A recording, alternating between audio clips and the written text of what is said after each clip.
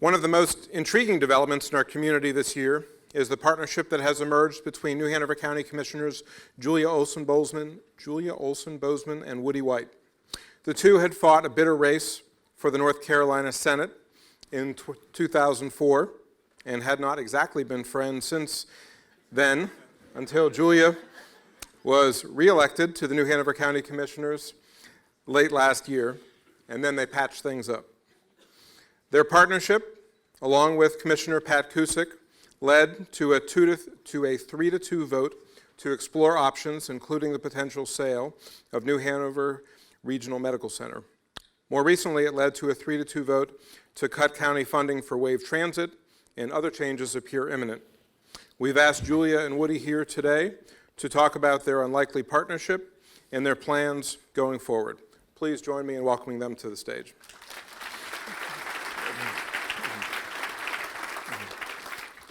So just to set the scene a little more, so Julia, you were reelected last November at the Democratic Celebration Party when the Democrats got control for the first time in a long time of the New Hanover County Commissioners. Your quote was, "Guess what we're getting ready to do? We're taking the gavel out of Woody White's hand."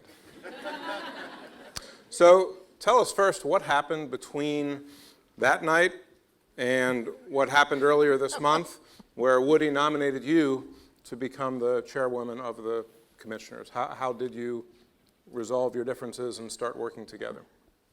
Well, it's right after the election, Commissioner Cusick had called me first, like the day after, and I actually answered the phone not knowing who it was.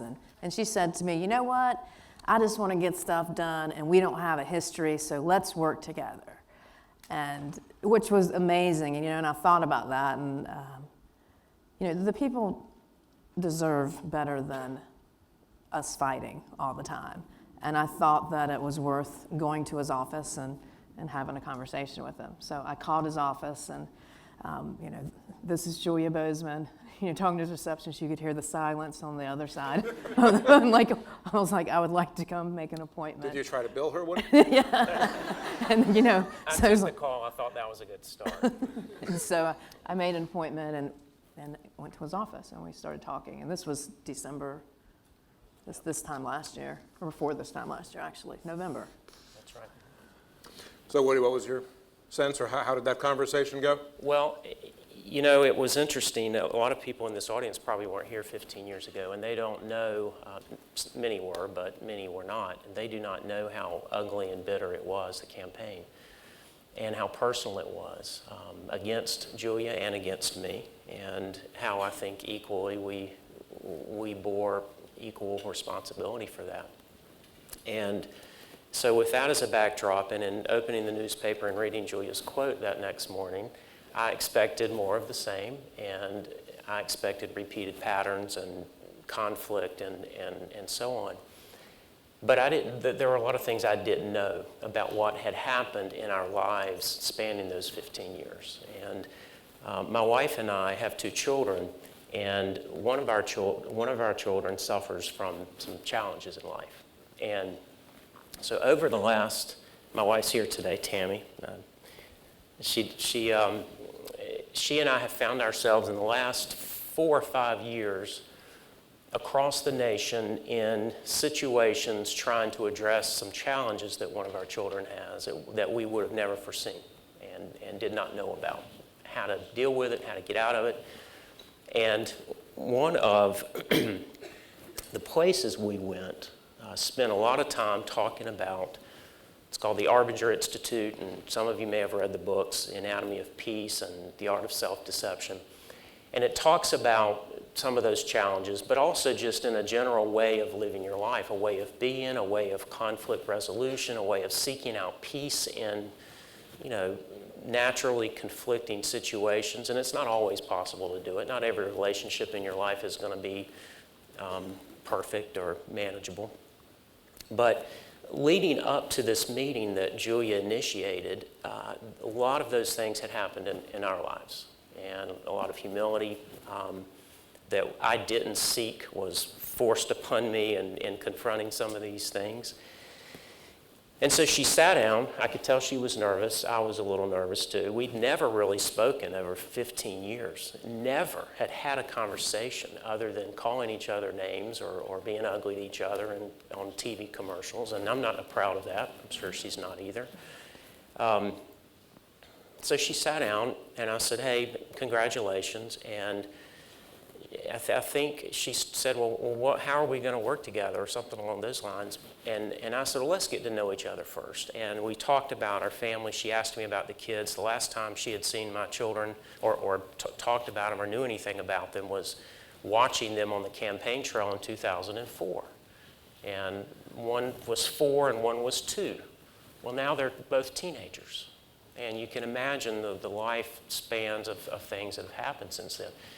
And we spent the better part of a half hour, probably more, talking about our children, our law practice, her life, some of the struggles and challenges that she's overcome. And, you know, it really does go back to one of those lessons that Stephen Covey teaches about, you know, seeking first to understand and then to be understood. We knew the paradigm was that the Democrats were going to control the commission. That's the electorate, the will of the people, and that's who they voted for. And so I had 2 choices. I could pursue a pattern that had been 15 years in the making and had not changed and go that cycle, or I could embrace a way of being, as my wife and I have tried to learn to do in some of the challenges that we've had in our family dynamic, in doing something different. And so the conversation then switched to, well, what do you want to do? Why did you run for commission? What do you see as the challenges facing the county, and how do you manage those? And that's just kind of how it went. So let's talk about what has happened now since that day, because there have been several major developments. So the biggest of which is exploring options, including the potential sale of the hospital. So take us through first why, and these are 2 of the 3 votes are up here to move forward with that process, to take us through why you thought that was the right decision. Well, it's not so much, I think Brian Eckel put it the best, it's not an intent to sell the hospital, it's an intent to implement our strategic plan. And if everyone talks about local control, and we talk about that, well, we have a $1.3 billion plan that we need to implement at the hospital in the next 10 years. And if we were to do that with the local taxpayers back, we'd have to raise taxes 19.5 cents. I was on the hospital board 15 years ago, and we talked a lot about certificates of need and what that would mean to the hospital if these were to go away. Well, today, back on the hospital board, it's a reality. They are going away. So Woody and I had started talking about, like, what do we do? Here we are again. The sky is falling. How do we implement the strategic plan? What do we do? And so the discussion started, I don't know how long ago, and then we just talked. And it's not so much, and I read the thing in the paper yesterday, and everybody like, what's going on? Like something sinister. What's going on is we're trying to get stuff done, and we're going to get stuff done this next year. If it's a 3-2 vote, if it's a 4-1 vote, if it's a 5-0 vote, we're going to bring positive change to this area, and that's what we're committed to do. And it's not me waiting to talk, it's me waiting to listen to what he has to say. We haven't agreed on everything.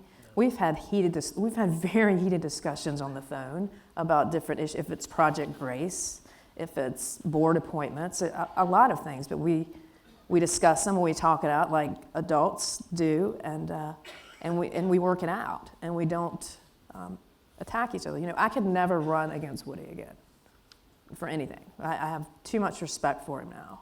You know, here we are working together to try and do some pretty amazing things, I think, in the community. You know, the first speaker was talking about the food deserts and the health inequities, and we've been talking about racism, and I'm turning to, you know, I turned to the 2 Republicans to help me. I've turned to them when Glow Academy needed funding, asked for funding for the $25,000. I called up Woody, and I called up Pat, and I asked them for their support to help this, because we're all working together and we all have different ideas, but I have found that as we sit and talk and we listen to each other, that we certainly have a lot more in common than we do apart. And I wish that this type of relationship would happen on the state and national level, instead of us talking about what is so bad about each other, which we did for 15 years, which,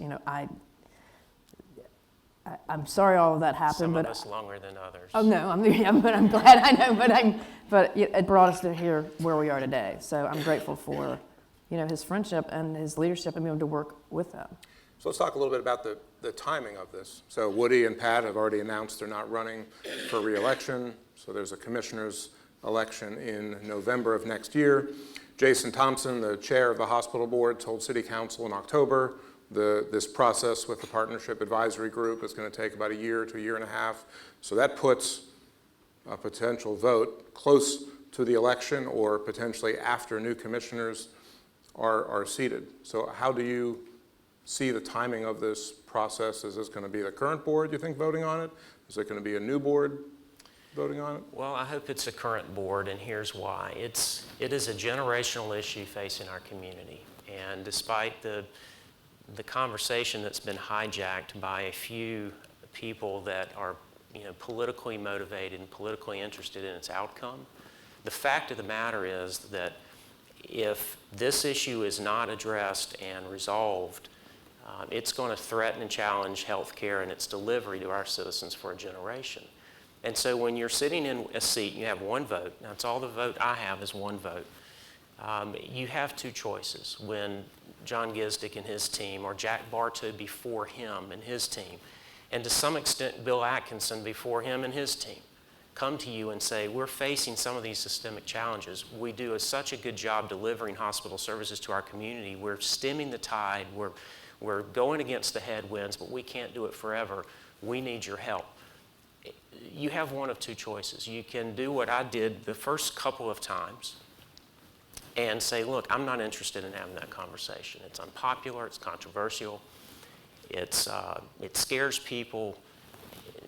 I'm not a healthcare expert. I'm an attorney by trade. I spend my days in the courtroom, and this job as a county commissioner for the most part is a volunteer position. I'm not equipped to have that conversation. Bill, Jack, John, I don't want to have that conversation.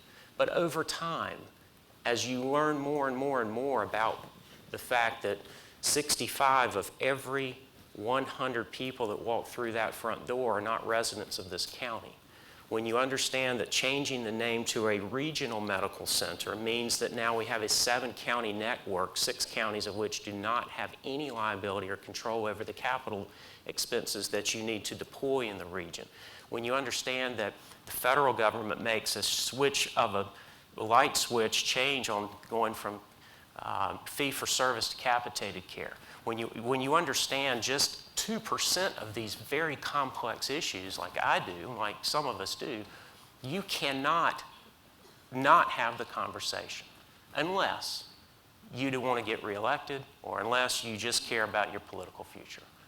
Now, I've been around government politics for a long time, and I didn't wake up one morning and say, why don't I and try to conscript others to take on one of the most controversial things, unpopular things in the world, and then spend the next year being in the front page of the newspaper on the news about it. I didn't do that.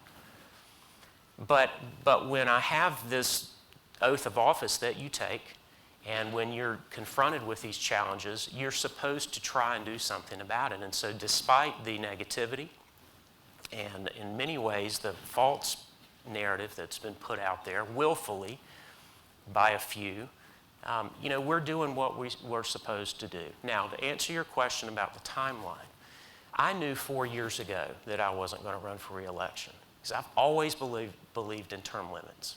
I almost didn't run for my second term. I was in Utah 4 years ago, and I left my paperwork and the filing fee on my desk because I didn't think I was going to file. And long story I won't go into, but finally, the last day of filing, or maybe the day before last day, I called and I said, go get it and take it down there and file. This is not a fun job, but it's a job that I take seriously. I think most of us take it seriously, and so I did run for re-election. But if you look through these types of decisions through the prism of, oh my gosh, am I going to be able to raise enough money to get reelected? Am I going to be able to get enough votes to get reelected? Then you're not going to talk about these issues. And that's as frank as I could put it. So let's talk about one issue I hear a lot, one question that's not answered is, I mean, there are going to be bids that come in to purchase the hospital, likely in the range of $1 billion. So theoretically, next fall, the county has $1 billion sitting in its bank account. What do you all see, if that scenario that happens, what would you want to see that money go towards? Well, first of all, I would think that I don't know that it's leaning towards a sale from listening to the Partnership Advisory Group. I think that if we did come upon that windfall, we'd be talking about exactly what we've been talking about all day. The racism, the food deserts, the social inequities. I mean, what are we going to do to bring people back up instead of separating? You know, Woody and I went and toured Glow Academy before it opened to look at it and see what can we do in our school system to model Glow, or what can we do for lower performing schools? And yes, this is a Republican talking to a Democrat about public schools. And so we have been getting in the weeds and have a lot more that we're going to look at to see what can we do to get the scores up to lower performing schools. How can we help the school board? What can we do different? You know, we're going to look at that, and I know you're probably going to bring up WAVE at some point. With public transportation, you know, we're not anti-public transportation. None of us are. We have a need for it, but keep doing the same thing over and over, expecting different results. That's called insanity. So we can't just keep doing the same thing. I'm going to meet with the mayor later today, myself and Madam Vice Chair, to talk about WAVE transportation, to see what can we do different. For instance, if you look at the travel, the expenses at the hospital, they spent $30,000 on Uber and Lyft, $10,000 on taxis, and $6,000 on WAVE. So that's how the trend is going. So how are we going to implement this going forward, and what do we do differently? And that's what I've been doing, we've been challenging county staff. Let's do something different, think outside the box. We just don't want to hold it steady down the wheel and hoping something different is going to happen. We've got to, and I think, I mean, the three of us, yes, it has been very unpopular for us to vote on this intent to sell. None of us want to sell the hospital. There are not the votes to sell the hospital. We want to implement the strategic plan. We want to give the hospital all the options, the tools they need in their toolbox to make this even better. How many jobs can they bring? Can they bring a med school? Are they going to bring the Mayo Clinic? Would it be Carolina? Who's it going to be? Will it be a partnership? Will it stay as it is? We don't know. But I'm so excited to hear, you know, this in the hands of the Partnership Advisory Group, and I'm excited to see what they bring back. But just when I've heard, I mean, there's 12 systems already that have contacted who want to put in proposals. What do you mean there's not the votes to sell the hospital? Well, I don't know that I want to sell the hospital. We don't have enough information. We don't have enough information. I'm not going to vote to sell the so hospital. when you have people that come out of the woodwork right out of the gate and say, this is awful, this is corrupt, there's something going on here, they're going to sell our hospital. There's a couple of things that if you're an objective, independent observer and you watch these conversations in the community or on the news, I hope you're a little suspicious of that. Certainly you can be suspicious of motives that commissioners take and votes they cast. But if you hear organizations and organized people, particularly elected people, come right out of the gate against something, you should be suspicious about that. It should bother you. It would not be any different than if you were sitting in a courtroom on Monday morning and the judge is picking your jury and you've got some issue to decide. And half the jury saying, oh, I don't need to hear anything at all. I know that guy's guilty. Just look at him. I mean, that's what this is like. That this is a situation where this community needs to have this conversation. They need to understand the challenges. They need to embrace that. And I'll confess to being a little bit naive here. As these conversations are going on, and it's taking shape, and it's going out into the public, I expected some pushback. There's always pushback. You know, you could give somebody a winning lottery ticket and they'd say, well, this isn't enough, I need more. There's always going to be pushback. It doesn't matter what it is. But what I hoped was that the narrative would be framed in a way that would say, what if a couple of things? What if we could have better access to care? What if we could have more services and less of our people would have to go to Duke and Chapel Hill for specific specialty type things? And what if we could guarantee that access to that service for a generation? You know, I'm not going anywhere. I've got a family. Both of my parents live here. We all use hospital services. Why on earth would I want to do anything that's going to hurt my own family's access to our hospital? That's crazy. And so if we could think about the positive possibilities of increased access, better specialty care, more resources deployed out into the region, these are good things if you can accomplish them. And so I was naive. I really thought the community would have a reaction, but then they'd say, whoa, wait a minute, there's a real opportunity here. And you know, if county commissioners like us were so good at owning and running hospitals, why isn't Mecklenburg County buying their hospital back? Why isn't Wake County buying their hospital back? All of these major counties divested themselves, virtually every one, in the 80s and 90s. We didn't. Maybe that was a good thing, maybe it wasn't. I don't know. But what I know today is that healthcare, like everything else, has seen disruptions in how it operates, unlike anything that we would have foreseen 5 or 10 years ago.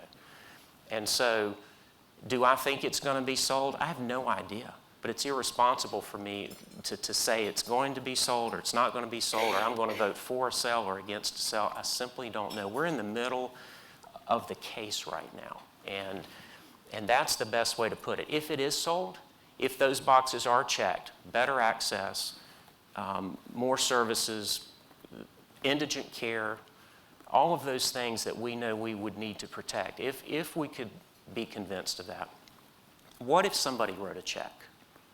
When Patrick's up here, and by the way, I noticed that you started at the most intriguing people and went progressively down. I know, that was not lost on me. When Patrick... I thought people might leave. Yeah, okay, fine. But when Patrick starts, when he's up here and he's talking about the collective impact, and he puts that chart on, it's phenomenal what you can achieve in this community. When Richard talks about hacking humanity, you got to hack government sometimes in terms of thinking differently about the services we're delivering and doing it a better way. And Wave Transit is a perfect example of that. And so this money, if it were to be generated, what if you took a quarter of it and you beefed up our public safety and we had less shootings and less crime? What if you took a quarter of it and put it into our public education system and went from $100 million a year local money to $125 million? What if you put a quarter of it in food swamps and food deserts and lowering the disparities in equity in some of our worst parts of our community?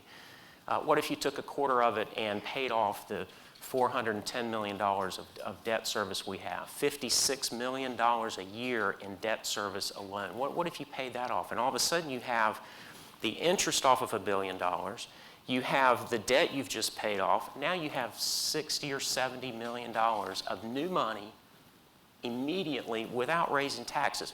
Would that be a paradigm shift, a transformational opportunity for this county that Patrick's talking about and a collective impact to solve any problem we have? It would. Now, does that mean we're going to sell? Absolutely not. Because what I predict is sort of what Julia's predicting. I predict that's not going to happen because I predict that there's going to be some other governing model out there that's presented. But if it does happen, it's going to be transformational for the community. And despite the naysayers, it's going to have a positive impact. So I've only got a few more minutes. And the other question I wanted to ask is, so besides the hospital, besides WAVE, you've talked a lot about you want to get a lot done in the next year. You said at the last meeting, Julia, that the status quo is over. You want to start taking more action. So what are each of your 2 or 3 top priorities for the next year besides the ones we've talked about? Well, I think we're both committed to IT in the schools. You'll hear some things you'll about hear that some in the things next about couple of that. You months. can announce it now. You'll hear Like, things about that in the next. That's You'll hear about that soon. yes. So we are yes. That there's the we're real proud of how we merged the health department and DSS last year, and all of a sudden the numbers have already improved. I believe the vacancy rate was about at 8, right 8, and it's down to about 2. So that's already made huge improvements in that DSS department. We're going to see the IT staff. We're going to be working with seniors to reduce the wait list on Meals on Wheels and do more with paratransit services. Woody? Yeah, well, to piggyback on that, I think that education is a big deal, and we've done a lot. In the last 6 years, this is a quick, fun fact for everyone. There are some counties in this state that put $0 in their public education system because they don't have it. They rely solely on state funding. We put $100 million, and I'm not talking about buildings and debt. That's a different line item in the budget.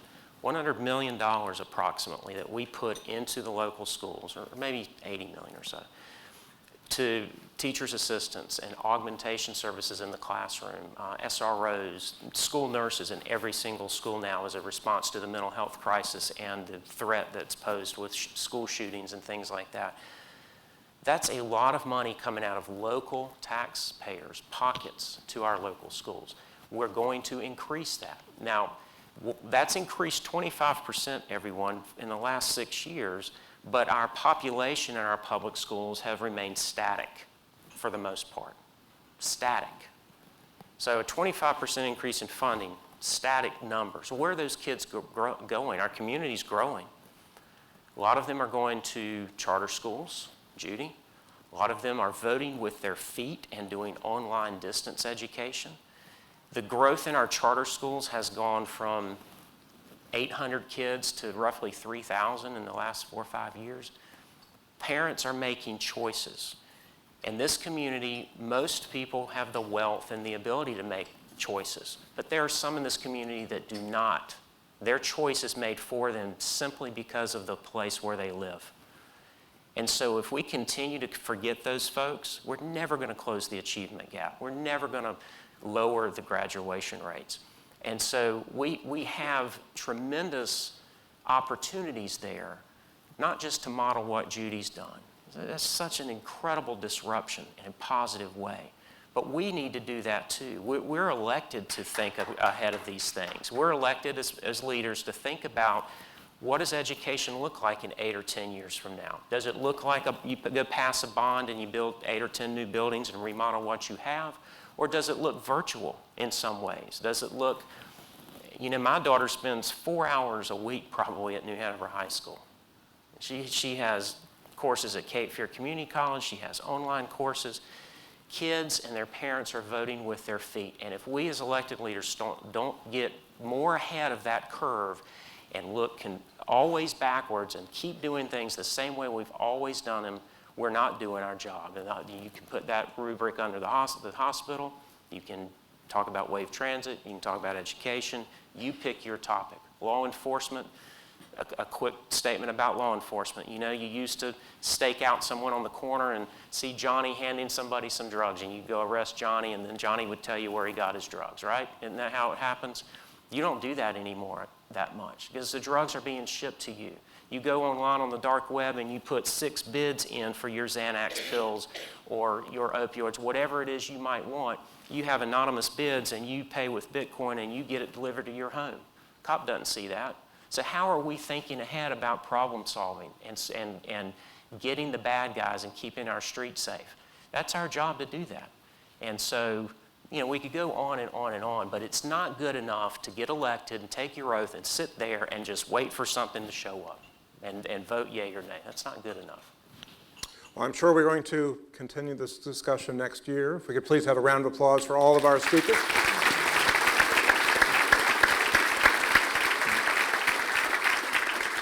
So I hope everybody has a great holiday season, and we will see you next year.